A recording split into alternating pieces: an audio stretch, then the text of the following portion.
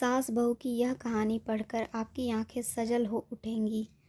बहू कहाँ मर गई? अंदर से आवाज़, जिंदा हूँ माँ जी। तो फिर मेरी चाय क्यों अभी तक नहीं आई? कब से पूजा करके बैठी हूँ, ला रही हूँ माँ जी। बहू चाय के साथ भजिया भी ले आई। सास ने कहा, तेल का खिलाकर क्या मारोगी?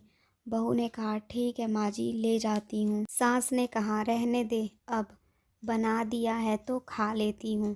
सास ने भजिया उठाई और कहा, कितनी गंदी भजिया बनाई है तुमने। बहू, माँ जी मुझे कपड़े धोने हैं, मैं जाती हूँ। बहू दरवाजे के पास छिपकर खड़ी हो गई। सास भजिया पर टूट पड़ी और पूरी भजिया ख़त्म कर दी। बहू मुस्कुराई और काम पर लग गई।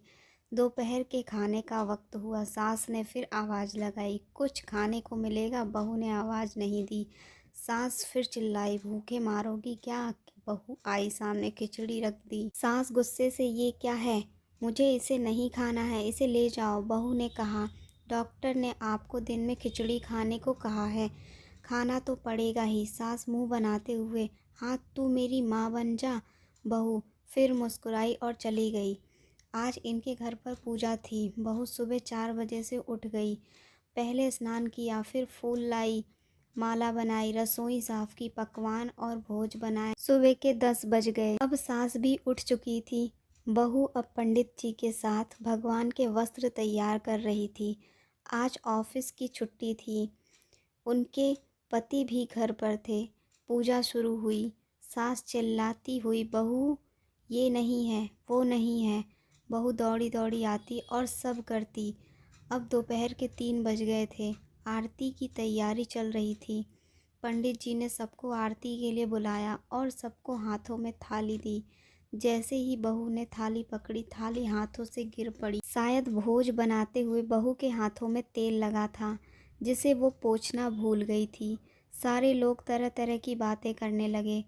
कैसी बहू है, कुछ नहीं आता, एक काम भी ठीक से नहीं कर सकती, ना जाने कैसी बहू उठा लाए, एक आरती की थाली भी संभाल नहीं सकी। उसके पति भी गुस्सा हो गए, पर सास चुप रही, कुछ नहीं कहा, बस यही बोल के छोड़ दिया, सीख रही है, सब सीख जाएगी धीरे धीरे। अब सबको खाना परोसा जाने लगा। बहू दौड़ दौड़ के खाना देती, फिर पानी लाती। करीब 70 से 80 लोग हो गए थे। इधर 2 नौकर और बहू अकेली, फिर भी वहाँ सारा काम बहुत ही अच्छे तरीके से करती। अब उसकी सास और कुछ आस पड़ोस के लोग खाने पर बैठे। बहू ने खाना परोसना शुरू किया। सबको खाना दे दिया गया। जैसे ही पहला निवाला सास ने खाया, तुमने नमक ठीक नहीं डाला क्या? एक काम ठीक से नहीं करती, पता नहीं मेरे बाद कैसे ये घर संभालेगी। आस पड़ोस वालों को तो जानते ही हो ना साहब, वो तो बस बहाना ढूंढते हैं नुक्स निकालने का। फिर वो सब शुरू हो गए, ऐसा खाना है, ऐसी बहू है, ये वो वगैरह वगैरह। दिन का खाना हो चुका था। अब बहू बर्तन साफ करने नौकरों के साथ लग गई। रात के जगराता का कार्यक्रम रखा गया था। बहू ने भी 1-2 गीत गाने के लिए स्टेज पर चढ़ी। सास जोर से चिल्लाई, मेरी नाक मत कटा देना, गाना नहीं आता तो मत गा, वापस आ जा। बहू मुस्कुराई और गाने लगी। सबने उसके गाने की तारीफ की, पर सास मुंह फुलाते हुए बोली, इससे अच्छा तो मैं गाती थी जवानी में, तुझे तो कुछ भी नहीं आता। बहू मुस्कुराई और चली गई। अब रात का खाना खिलाया जा रहा था। उसके पति के ऑफिस के दोस्त साइड में ही ड्रिंक करने लगे। उसका पति चिल्लाता, थोड़ा बर्फ लाओ, तो सास चिल्लाती, यहाँ दाल नहीं है। फिर चिल्लाता, कोल्ड ड्रिंक नहीं है। उसका पति चिल्लाता, थोड़ा बर्फ लाओ, तो सास चिल्लाती, यहाँ दाल नहीं है। फिर चिल्लाता, कोल्ड ड्रिंक नहीं है, पापड़ ले आओ। इधर उधर आखिरी में उसके पति की शराब गिर पड़ी उसके एक दोस्त पर और बोतल टूट गई। पति गुस्से से 2 झापड़ अपनी पत्नी को लगाते हुए कहता है, जाहिल कहीं की, देखकर नहीं कर सकती, तुझे इतना भी काम नहीं आता। सारे लोग देखने लगे। उसकी पत्नी रोते हुए कमरे की तरफ दौड़ी। फिर उसके दोस्तों ने कहा, क्या यार, पूरा मूड खराब कर दिया, यहाँ नहीं बुलाया होता, हम कहीं और पार्टी कर लेते। कैसी अनपढ़ गंवार बीवी ला रखी है तूने। उसे तो मेहमानों की इज्जत और अब आस पड़ोस की औरतों को और बहाना मिल गया था। वो कहने लगी, देखो क्या कर दिया तुम्हारी बहू ने, कोई काम की नहीं है। मैं तो कहती हूँ अपने बेटे की दूसरी शादी करा दो, छुटकारा पाओ इस गंवार से। सास उठी और अपने बेटे के पास जाकर उसे थप्पड़ मारा और कहा, अरे नालायक, तुमने मेरी बहू को मारा, तेरी हिम्मत कैसे हुई, तेरी टांग तोड़ दूंगी। उसके बेटे के दोस्त कुछ कहने ही वाले थे कि उसकी माँ ने घूरते हुए कहा, चुप, बिल्कुल चुप, यहाँ दारू पीने आए हो जबकि पता है आज पूजा है और तुम्हें पार्टी करनी है। कैसे संस्कार दिए तुम्हारे माता पिता ने। और किसने मेरी बहू को जाहिल बोला। जरा इधर आओ, चप्पल से मारूंगी अगर मेरी बहू को किसी ने शब्द भी कहा तो। अरे पापी, तूने उस लड़की को बस इसलिए मारा कि तेरी शराब टूट गई।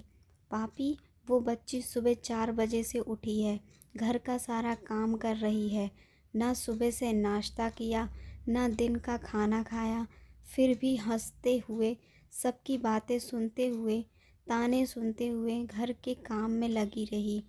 तेरे यार दोस्तों को वो अच्छी नहीं लगी, जूते से मारूंगी तेरे दोस्तों को जो कभी उन्होंने ऐसा कहा।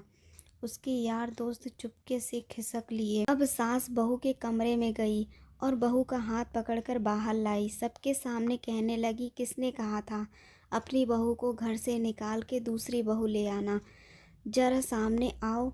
कोई सामने नहीं आया। फिर सास ने कहा, तुम जानते भी क्या हो इस लड़की के बारे में। ये मेरी माँ भी है, बेटी भी। माँ इसलिए मुझे गलत काम करने पर डांटती है और बेटी इसलिए कभी कभी मेरे दिल की भावनाएं समझ जाती है। मेरी दिन रात सेवा करती है, मेरे 1000 ताने सुनती है, पर एक शब्द भी गलत नहीं कहती, ना सामने ना पीछे। और तुम कहते हो दूसरी बहू ले आऊं। याद है ना छुटकी की दादी। अपनी बहू की करतूत सास ने गुस्से से पड़ोस की महिला को कहा, अभी पिछले हफ्ते ही तुम्हें मियाँ बीवी भूखे छोड़ घूमने चले गए थे। मेरी इसी बहू ने 7 दिनों तक तुम्हारे घर पर खाना पानी, यहाँ तक कि तुम्हारे पैर दबाने जाती थी, और तुम इसे जाहिल बोलती हो। जाहिल तो तुम सब हो जो कोयले और हीरे में फ़र्क नहीं जानते।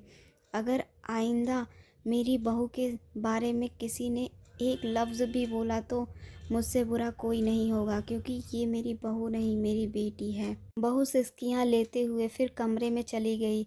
सास ने एक प्लेट उठाई और भोजन परोसा, बहू के कमरे में खुद ले गई। सास को भोजन लाते देखा तो बहू ने कहा, अरे माँ जी, आप क्या कर रही हो, मैं खुद ले लेती। सास ने प्यार से ताना मारते हुए कहा, डर मत, इसमें जहर नहीं है, मार नहीं डालूंगी तुझे। तुझे नई सास चाहिए होगी, पर मुझे अभी भी तू ही मेरे घर की बहू चाहिए। बहू ने सास को रोते हुए गले से लगा लिया और सास भी रो दी पहली बार। कहा, चल खाना खा ले। फिर मजाक करते हुए कहा, फिर मेरे पैर दबाने चले आना, और ये ख्याल मन में मत लाना कि सास पैर बोलती है।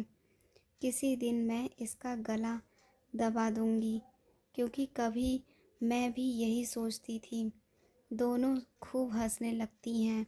दोस्तों, अगर आपको यह कहानी अच्छी लगती है तो वीडियो को लाइक और चैनल को सब्सक्राइब करना ना भूलें। धन्यवाद।